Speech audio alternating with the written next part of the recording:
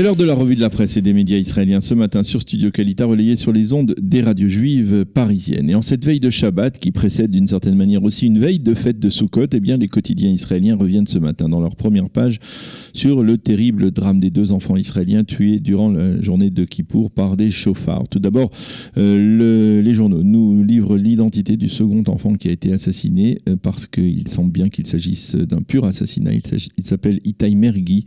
Il avait 10 ans. Il a été fauché par le véhicule d'un arabe israélien de Ramleh. Selon les témoins, le chauffard roulait très vite, trop vite, et il a percuté Itai Mergui sur le boulevard Namir. Le Israël Hayom, qui consacre sa manchette ce matin à ce drame, reprend en exergue les soupçons de la police selon lesquels ce chauffard, Amir Abou Laban, était un dealer qui distribuait de la drogue. Tous les journaux soulignent que les 2 enfants, Itai Mergui et Riyad Shriki, ont été inhumés hier et que le motard qui a percuté Riyad Shriki sur l'autoroute 443 qui relie Jérusalem à Tel Aviv, lui, a été remis en liberté provisoire. Les quotidiens israéliens continuent à suivre de très près l'opération militaire d'envergure lancée par l'armée turque sur ordre de Tayyip Erdogan en Syrie, dans le nord de la Syrie. Yediot Aharonot souligne que le président turc a promis que cette opération allait se poursuivre et que tout avait été conclu, a-t-il dit, avec Donald Trump. Le journal cite des sources selon lesquelles des dizaines de milliers de Kurdes, au moins 100 000, sont en fuite actuellement à la suite des bombardements turcs. Et pendant ce temps, en Israël, on craint un changement dans les rapports de forces régionaux Proche-Orient à la suite de cette offensive.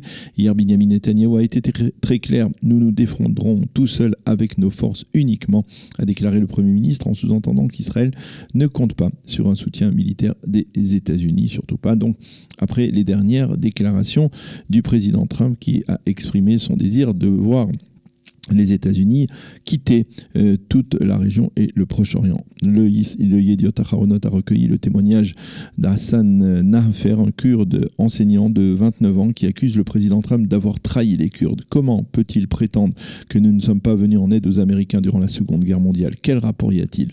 Il a émis l'espoir que la communauté internationale se mobiliserait au cours des prochains jours aux côtés des Kurdes. Quant à Erdogan, il s'est montré menaçant envers les pays d'Europe qui ont critiqué sa démarche. Il leur a lancé qu'il allait leur envoyer les quelques 3 600 000 Syriens, réfugiés syriens qui se sont réfugiés le long de la Syrie, la frontière syro-turque ces dernières années, que le sultan turc, on pourrait l'appeler comme cela, a l'intention de réinstaller donc sur une bande de sécurité de 30 km de large et de 400 km de long, le long de la frontière entre la Syrie et la Turquie, bien entendu du côté syrien.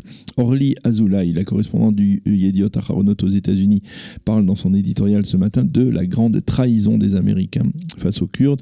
Et aujourd'hui, on le comprend, Trump n'est pas le meilleur président dont Israël pourrait rêver à la Maison-Blanche. Trump est mauvais pour Israël et il ne cache même plus que si Israël devait attaquer militairement l'Iran, eh bien les Américains ne viendraient pas en aide à l'État hébreu. Cela prouve aux autres nations de la région qu'Israël n'est plus le préféré du président américain. Dixit donc Orly Azoulay dans le Yediot Aharonot. Netanyahou a pu le croire pendant 3 ans alors qu'il contrôlait le président Trump, mais aujourd'hui il reste seul face à la menace iranienne. Alon Pinkas, toujours dans le Yediot Aharonot, se penche en particulier sur le rôle joué par les Kurdes ces dernières années, sur la manière grossière dont Trump s'est débarrassé de cet allié important. Le Maariv lui mentionne en évidence cette détresse des Kurdes, mais cite des responsables américains qui promettent d'agir contre la Turquie si les forces turques devaient se conduire de manière inhumaine envers la population kurde. Quant au Haaretz, il constate lui aussi dans son éditorial central que la politique de Binyamin Netanyahou envers Donald Trump est en train de s'effondrer. Le Israël Hayom souligne ce matin en page 7 que le comité central du Likoud a validé à une très forte majorité le fait que Binyamin Netanyahou est et restera durant l'intégralité de la 22e Knesset, quelle que soit la durée de cette Knesset, le seul et unique candidat du parti au poste de Premier ministre. A noter que Netanyahou n'était pas présent à cette réunion. La résolution stipule également que le Likoud ne prendra part à un gouvernement que s'il est dirigé au moins en rotation par Binyamin Netanyahou. Et au Likoud d'hier, on s'en est pris à la proposition d'Avigdor Lieberman, celle-ci n'apporte rien de nouveau. Dit-on au Likoud, le Yediot Aharonot lui a interviewé Nir Barkat dans son supplément. Nir Barkat, qui est l'ancien maire de Jérusalem et qui lui annonce la couleur et affirme très clairement qu'après le départ de Binyamin Netanyahou, il briguera la présidence du Likoud face à Gideon Sa'ar et qu'il l'emportera, dit-il. Certains responsables du Likoud n'ont pas particulièrement apprécié cette déclaration dans la conjoncture actuelle et l'ont qualifiée de déconnectée de la réalité. D'ailleurs, selon le Yediot Aharonot, au Likoud, une initiative est en train de prendre son essor. Elle consisterait à destituer de leur adhésion ceux que l'on appelait les princes du parti, à savoir les enfants des leaders historiques de la droite nationaliste israélienne, tels que Benny Begin, le fils de Menachem Begin, ou encore Dan Meridor et Michael Etan, qui à la veille des dernières élections avaient annoncé qu'ils ne voteraient pas en faveur du Likoud.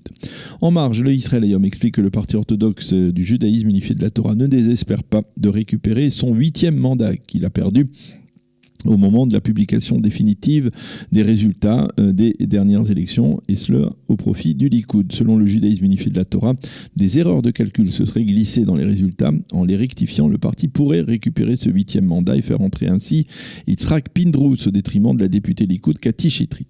Enfin, la commission permanente de la Knesset a validé hier la scission au sein de Yamina entre la nouvelle droite de Bennett Shaked et de Matan Kahana et les élus du foyer juif et du Ichud Leumi.